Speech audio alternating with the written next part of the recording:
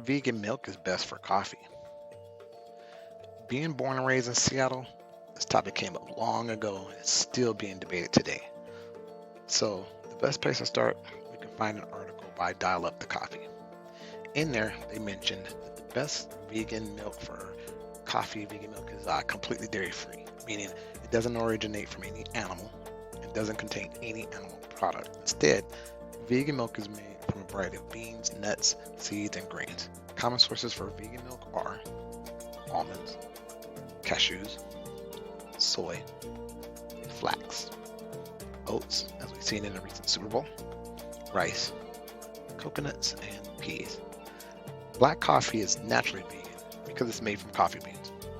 However, not everyone enjoys their coffee black.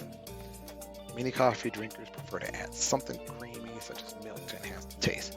However, not all vegan milk integrates well, especially with hot coffee. The reason for this is because vegan milks are made up of different proteins than dairy milks, and they are very sensitive to temperature change and acidity.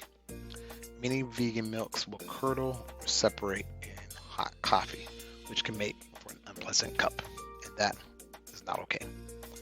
Follow links below and find the perfect milk